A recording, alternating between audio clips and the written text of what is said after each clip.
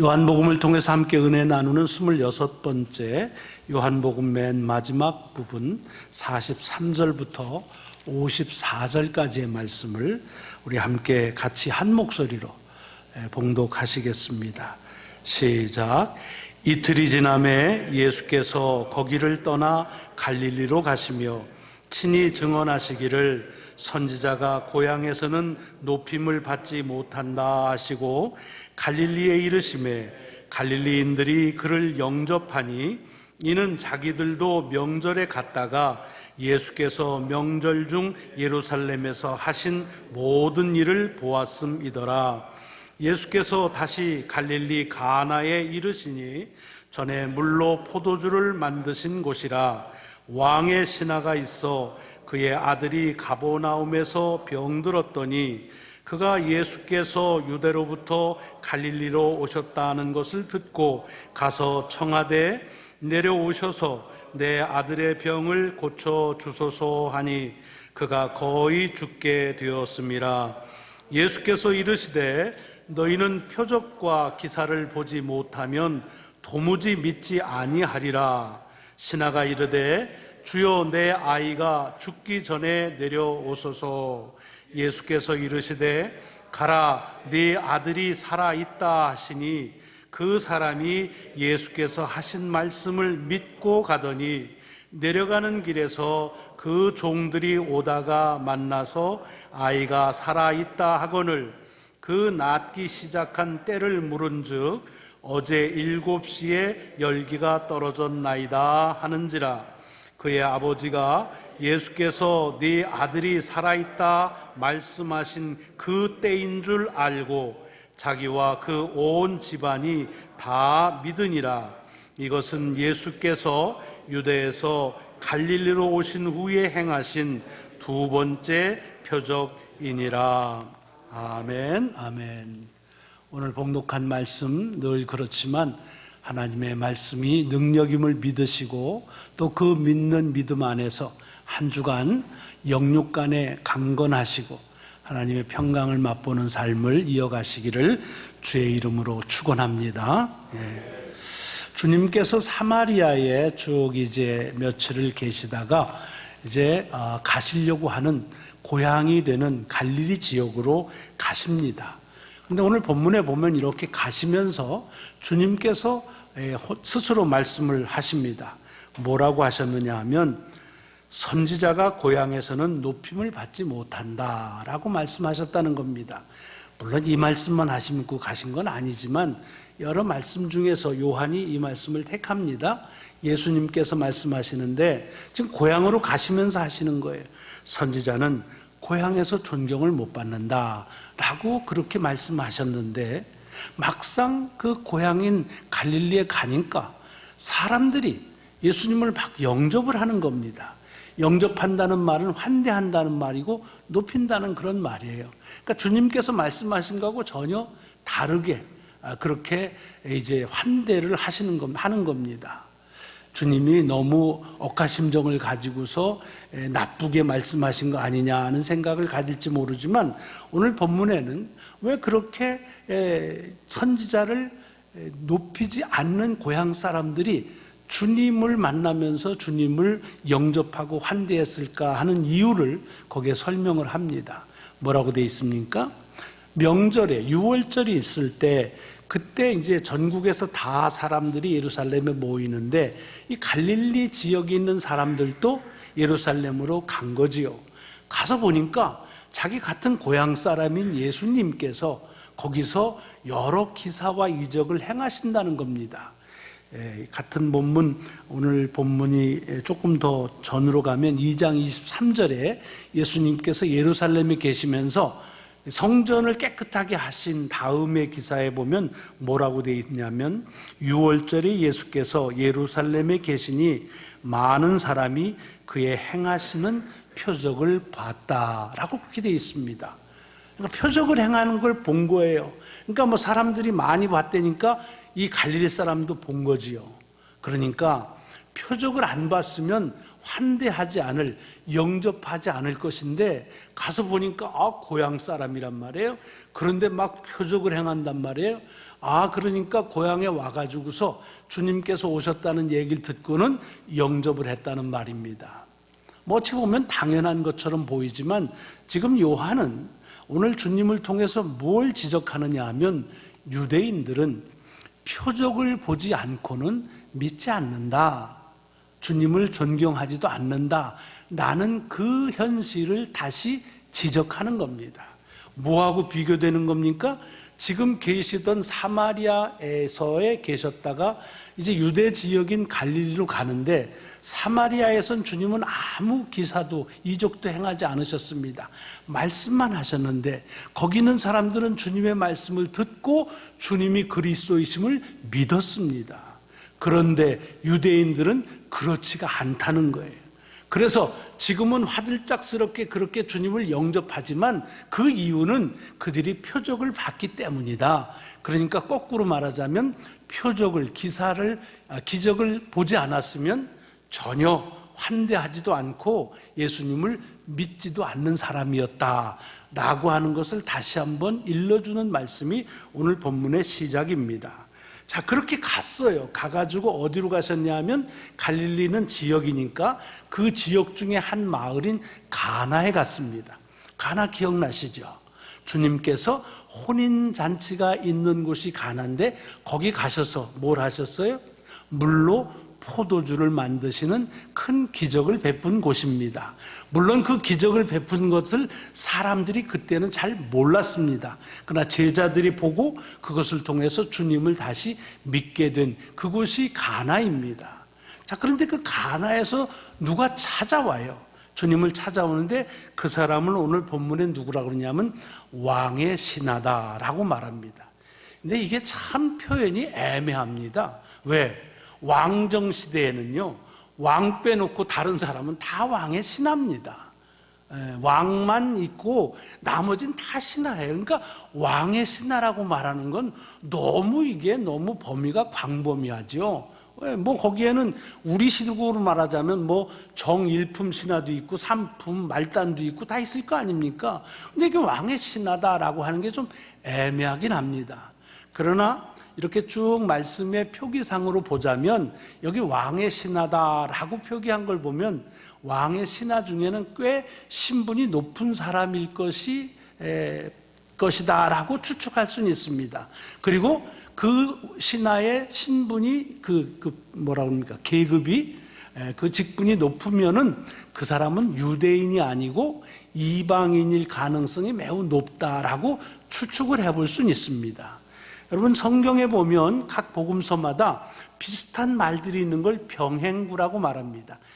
같이 간다 그런 뜻이죠. 근데 이 본문의 말씀도 요한복음에 똑같진 않지만 마태복음하고 누가복음에 병행구가 있습니다. 그래서 그 마태복음 8장, 누가복음 7장인데 그 말씀을 보면 거기에는 이 왕의 신하의 직책이 나옵니다. 거기에는 뭐라고 했냐면 백부장이라고 되어 있습니다. 백부장이 뭔지 아시죠? 100명의 신하를 다스리는 그런 지휘관입니다. 그러니까 꽤 고급 장교이죠. 더군다나 이 유다 지역을 점령한 로마 군인이 얼마나 됐는지 모르지만 가버나움이라고 하는 갈릴리 지역이 그렇게 복잡한 데가 아니거든요. 변두리 지역이란 말이에요. 거기에서 백부장이라고 하면 모르긴 하지만 아마 지역 주둔군 사령관쯤 될 겁니다. 꽤 높은 왕의 신하라고 볼 수가 있는 거지요. 자, 그런데 그 신하가 왜 왔느냐 하면 자기 아들이 가버나움에 있는데 아들이 병이 들어 죽게 됐다는 겁니다.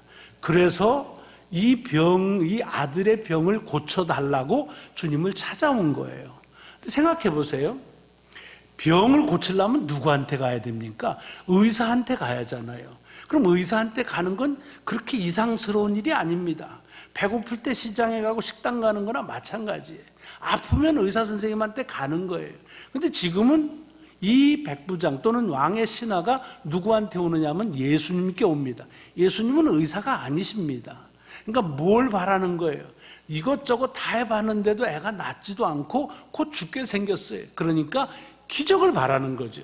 근데 소문을 들으니까 이 주님이 저쪽 유대 지역에 있다가 다시 갈릴리로 오신다더라 하는 소문을 듣고는 수소문해서 여기 가나에 찾아온 겁니다.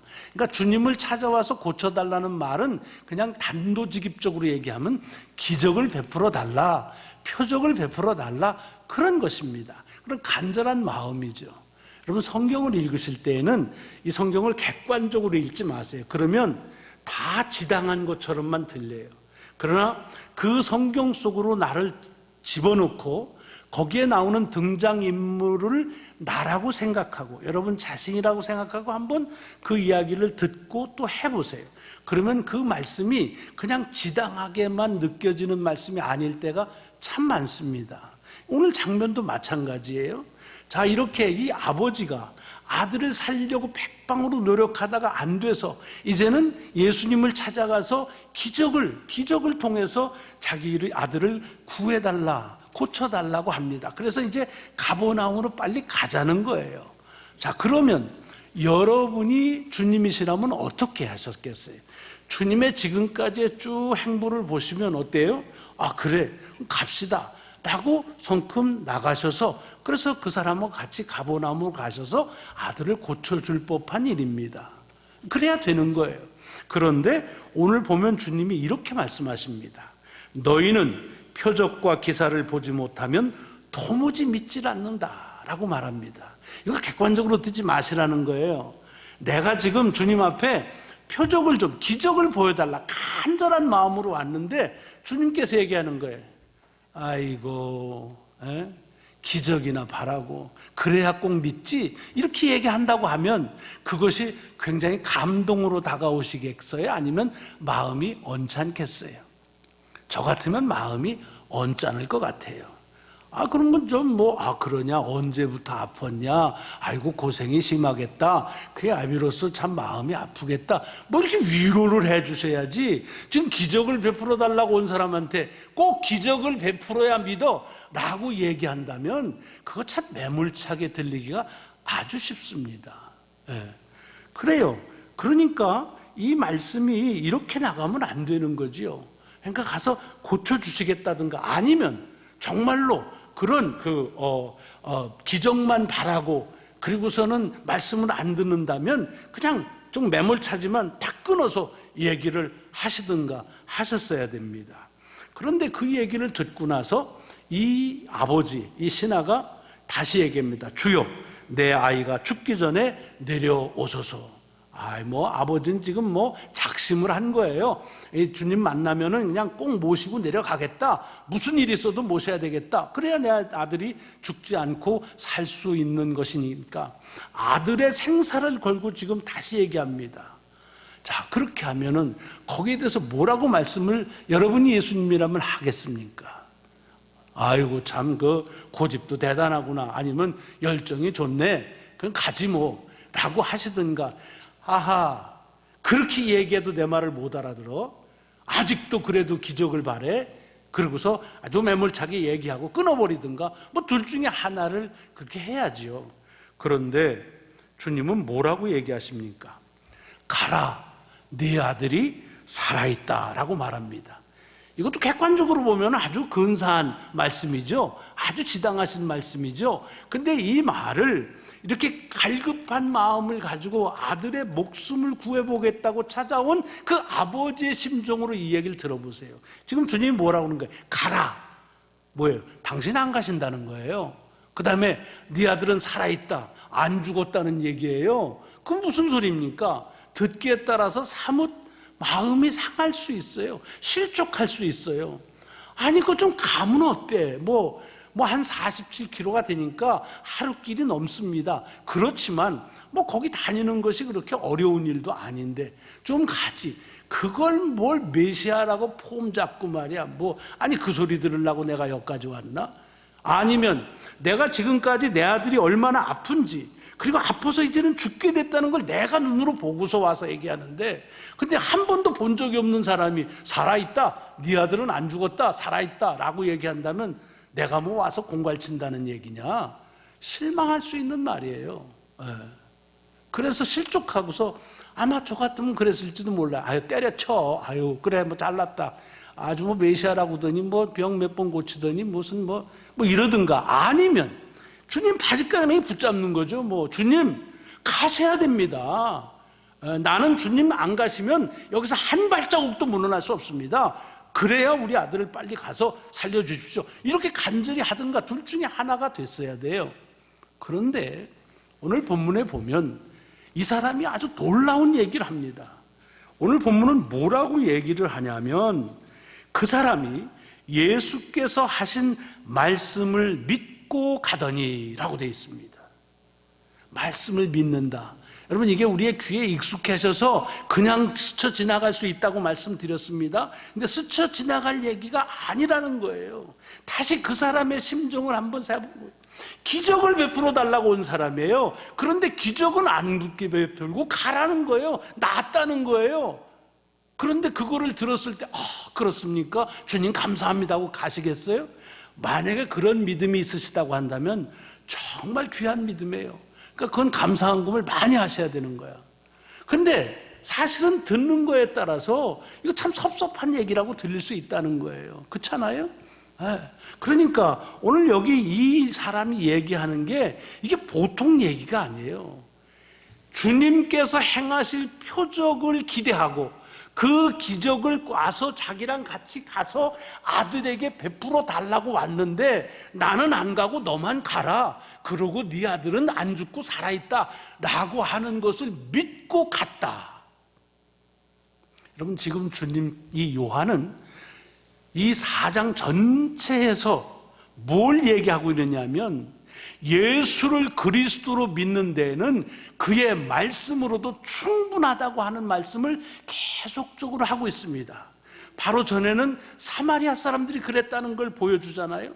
이틀을 계시면서 주께서 말씀하시는데 그들은 주님의 말씀만 듣고, 그리고 주님이 그리스도인 줄, 세상의 구주인 줄을 믿었다고 되어 있는 거예요. 근데 유대인들은 그렇지 않다는 거예요. 뭐 믿기는커녕 영접도 안 할 건데, 표적 베풀었다고 영접하는 것은 표적이 없으면 다시 안 믿을 사람들인데, 여기에 있는 이 이방일 가능성이 있는 왕의 신하는 그 주님의 말씀을 그대로 믿고 기적을 바라고 왔지만 그의 말씀을 믿고 갔다. 주의 말씀에 능력을 믿는 이들의 말씀을 계속 주목하게 하는 말씀이 이어지고, 이것이 4장의 결론입니다. 여러분, 아까 병행구가 있다는 말씀 드렸죠. 마태복음에도 있고 누가복음에도 있습니다. 근데 이 병행구라는 것이 꼭 다 맞진 않아요. 이 말씀도 이 복음서마다 조금씩 달라요. 이를테면 마태복음하고 누가복음에는 이 사람의 아들이 아픈 게 아니라 그의 종이 아팠다, 그렇게 되어 있습니다. 그리고 마태복음에는 이 백부장이 자기 종이 아픈 것을 고쳐달라고 주님에게 찾아왔지만, 그래서 주님이 가겠다고 그러니까, 아닙니다, 주님 오실 것 없습니다. 나도 왕의 신하고 내 수하에도 많은 부하들이 있습니다. 그러면서 말하면 이리 와라 그러면 오고 가라면 갑니다. 그러니까 말씀만 해주세요 라고 말합니다. 여러분, 이거를 우리는 보통 점령군의 고급 장교가 점령 지역에 있는 주민에게 하는 굉장히 겸손한 그런 태도라고 얘기하는데, 물론 그것도 없진 않아 있어요. 그러나 이것을 듣고 주님께서 뭐라고 말씀하셨냐면, 놀라시면서 이스라엘 중에, 유대인 중에 이런 믿음이 없다라고 얘기하시고 칭찬하시고 네 믿음대로 되리라 하셨잖아요. 그 믿음이 뭐냐? 겸손한 믿음이 아니에요. 누가복음 7장에도 똑같이 나옵니다. 거기는 백부장이 직접 오지 않고 주변에 있던 유다 장로들이 주선해가지고 와서 예수님한테 얘기를 해요. 예수님, 이 백부장이라는 사람이 있는데 그 하인이 아픕니다. 그런데 이 집은 꼭 가서 좀 낫게 해줘야 됩니다. 왜냐? 이 사람이 우리 민족한테 너무 잘해요. 회당도 져주고요. 사람이 참 좋습니다. 그러니까 이 백부장의 이 하인을 고쳐줘야 그래 앞으로도 관계가 좋아지. 뭐 이렇게 얘기를 해요. 그 주님이 가십니다. 그런데 백부장의 집에 가까이 오니까 백부장이 다시 자기 친구들을 내보내가지고서 주님을 막습니다. 주님, 우리 집에 오는 것조차 나는 감당할 수가 없습니다. 그러니까 말씀만 하십시오. 그러면서 똑같이 나도 왕의 신하고 내 수하에도 부하들이 있습니다. 말하면 그러면 듣습니다 라고 얘기합니다. 다시 말씀드립니다. 이것이 이스라엘에서 보지 못하는 그런 믿음이라고 주님이 칭찬한 이유는 뭐냐? 주님의 말씀의 능력을 믿음으로 주께서 말씀하시면 병들도 그 권세를 듣습니다. 모든 것들이 가능한 것이 주의 말씀인데, 그러므로 그 능력의 말씀으로 하시면 이 세상에 듣지 않을 것이 없습니다. 이걸 믿는다는 거예요. 말씀의 능력을 믿는 믿음에 대해서 칭찬하신 거예요. 그러니까 오늘 본문에 보면 이 병행과하고 조금 만나고 찾아가고 하는 것들은 다를지 모르지만 아주 중요한 공통점이 있는데, 그게 뭐냐? 이 사람은 하나님께서 예수 그리스도를 통한 능력은 주님의 말씀 안에 있다는 사실을 믿었다는 겁니다. 요한은 지금 사마리아를 중심으로 해서 계속해서 이 예수 그리스도의 말씀이 능력이 있다고 하는 사실, 이것을 계속 추지하고 우리로 보게 해 주시는 겁니다. 말씀, 이 세상 모든 것을 있게 한 말씀, 하나님 자신의 말씀, 그 말씀이 육신을 입고 온 예수 그리스도, 그 말씀, 그것이 얼마나 능력이 있는가 하는 것에 대한 고백을 이 이야기의 결론이고 4장 전체의 결론이고, 어찌 보면 요한복음 전체가 주려고 하는 메시지인 것입니다. 자, 이 말씀이 왜 우리에게 중요하다고 그랬습니까? 그러니까 이제부터는 주님의 무슨 기적 이런 거 바라는 거 이런 거 하면 안 된다, 그 말씀 아니라고 그랬어요. 여러분, 주님의 표적과 기사와 이적은 참 소중한 우리의 믿음의 근간이 됩니다. 다만 너무 표적만 편향적으로, 그래서 그냥 기적 이루고 하면 안 된다는 거예요. 예수를 믿는 데 있어서는 그분의 말씀만으로도 충분하다라고 하는 것을 우리에게 다시 일러주시는 말씀입니다. 지난주에 말씀드렸습니다. 교회는 뭡니까? 보여지는 말씀. 설교는 무엇입니까? 선포되어지는 말씀. 성경은 쓰여진 말씀. 그러니까 왜 우리가 교회에서 생활하는 것이 귀하냐? 보여지는 주님의 말씀 안에서, 선포되어지는 주님의 말씀을 통해서 이미 쓰여진 약속인 주님의 말씀을 우리 가운데 육신을 입고 온 예수 그리스도의 능력을 그 속에서 경험할 수 있기 때문에 우리는 말씀 안에서 또 말씀에 의해서 이끌림을 받는 삶을 살기에 주님을 믿고 또한 믿음으로 인해서 그 예수 그리스도의 모든 능력을 경험할 수 있다고 하는 것, 이것이 중요하다고 하는 것을 다시 일깨워주는 말씀으로 이 아침 이 말씀을 받습니다. 참 놀라운 일 아닙니까? 보여지는 말씀 안에서, 그죠? 쓰여진 주의 말씀을, 선포되어지는 말씀을 통해서 우리 가운데 육신을 입고 온 그 말씀이신 예수 그리스도의 능력을 믿으면, 그러면 여기 이 왕의 신하처럼 기적을 바라고 왔다가도 그 말씀을 믿으면, 그러면 그에게는 그 기적이 이미 일어났다는 겁니다. 자, 오늘 본문의 마지막을 보면 이렇게 끝나죠? 그래서 그 길을 갑니다. 그러니까 가나에서 출발해서 가버나움으로 갑니다. 40km가 넘습니다. 47km쯤 됩니다. 근데 그 길을 가니까 아마 장정이 걸으면 그냥 10시간쯤 가는 거죠. 아침 일찍 출발하면 저녁 때 도착할 거리입니다. 그런데 가다가 종을 만납니다. 이 종이 가버나움에서 아들이 다시 살아났다는 걸 알고 이 주인한테, 이 신하한테 전갈하러 오고, 이 아버지는 이 주님께서 가라, 네 아들이 살아있다는 얘기를 듣고 출발을 한 거죠. 동시에 했다고 보면 그러면 중간쯤에서 만난 겁니다. 그때가, 그래서 야, 아들이 살아난 때가 언제냐 물어보니까 어제 7시라고 얘기합니다. 여러분, 어제 7시라는 말은 지금 시간으로 말하면 7시는 오후 1시입니다. 오후 1시쯤 열이 내리기 시작했습니다. 낮기 시작했습니다. 그러니까 그때쯤 출발했다고 그러고, 가만히 생각을 해보니까 이 신하가 주님께서 가라, 네 아들이 살아있다라고 얘기한 시간도 바로 그 시간이라는 거예요. 그러니까 각각 1시쯤 출발을 한 거지요. 그러다가 중간에서 하루 자고 그리고서 다시 걷다가 만난 거지요. 그러니까 어제 7시쯤이라고 하는 말을 듣고 그리고서 자기 모든 집안이 다 예수를 믿었더라. 이렇게 된 것이 결론입니다. 뭘 통해서? 주의 말씀을 듣고 그 들려진 말씀을 믿음으로 그대에게 기적의 역사는 일어났다. 이미 언제? 주께서 말씀하실 때. 다시 한번 주님이 우리에게 주시는 소중한 교훈입니다. 주님의 말씀 안에서 말씀을 들음으로, 말씀을 봄으로, 말씀을 선포함으로 살고 있는 우리들이, 다시 말하자면 하나님의 능력 안에서 그 능력을 보고 선포하고 경험하고 산다고 하는 사실을 믿으실 때, 오늘 이 왕의 신하에게 일어났던 놀라운 하나님의 관여하심과 간섭하시는 역사가 이번 한 주간에도 어려운 시기를 지나지만 여러분과 저의 삶에 담대하고 그리고 확실하게 일어날 줄로 믿습니다. 같이 기도하시겠습니다. 하나님 감사합니다. 오늘도 저희들을 이 보여지는 주님의 말씀인 교회에 모이게 하셔서 이렇게 말씀을 듣게 하십니다. 듣는 순간 주의 능력이 역사하는 시간이라는 것을 다시 일깨워 주십니다. 그러므로 주의 말씀을 귀담아 듣게 하시고 주의 말씀을 용기 있게 선포하게 하시고 주의 말씀의 능력을 세세히 저희들로 헤아릴 수 있는 삶을 살아갈 수 있도록 인도하여 주옵소서. 감사드리오며 우리 구주 예수 그리스도의 이름으로 기도드리옵나이다. 아멘, 아멘.